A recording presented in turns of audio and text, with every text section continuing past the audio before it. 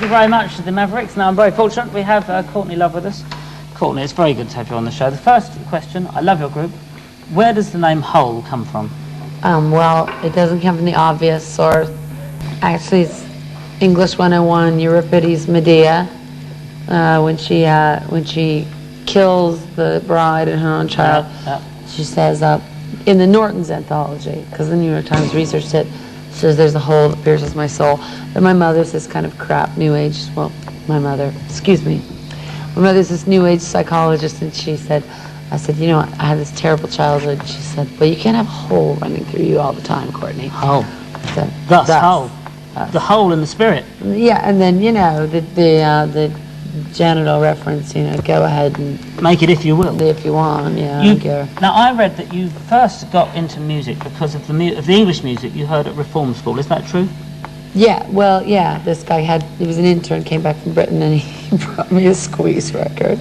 Not very hard. And a Sex Pistols record and a Pretenders record. And what ones got played? Well, actually, I like this. The Sex Pistols scared me, so is Pretenders and Squeeze. Yeah, oh, cool. That's a correct answer. Well, I'm not trying to kiss your butt. I'm just telling you. No, I was thrilled to learn. I didn't know. I didn't know, you know, what was like, you know, it was like hip to, like, you know, be Johnny Rotten or something. Yeah, nor did we. And there was a mystery to it. It was a complete mystery to it. Now, I think in a moment we're going to see a clip of the band I'd like. But when did you first come to England? 1981. Yeah. Or around 1982. I was 14 and a half, turned 15. And why did you come over? Well, I have this real father who's an insane person, but he claimed that he was doing lectures at Trinity, when really he was doing talk shows about the Grateful Dead, who he managed for about a minute. So he said he could get me into Trinity in Dublin. So I audited 2 semesters there, and I started taking photos for Hot Press, and I met Julian Cope one night, and these crazy things happened, and he said, come live in my house, and he gave me the keys. Oh, a nice man. Kind of a crazy nice man. Yeah. A wonderful man. No, I truly love him. We haven't got any footage of him, but we have got some footage of a band that you do like. Well, it's my roommate, actually, Pete DeFreitas, from the Bunnymen, who's gone from this plane. And he's probably much happier. I don't think this plane's too happy. And he was my roommate. Well, have a look at this and see what you make of it. This is Echo and the Bunnymen in 1981.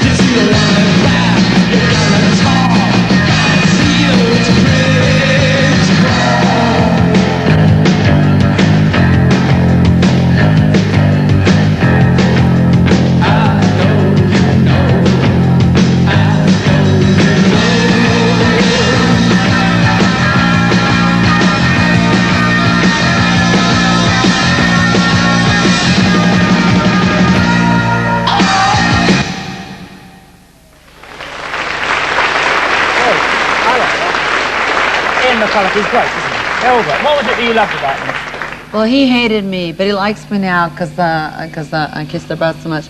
We were in the car, me and Kurt, my husband, and The Back of Love was on the radio, and he goes, God, this music you liked, it was so romantic.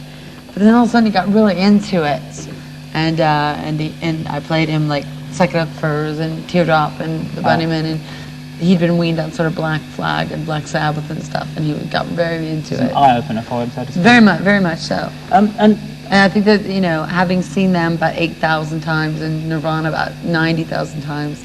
Did you learn anything from them? Did you? Absolutely everything. I ripped off every stage move from him and Julian and Kurt.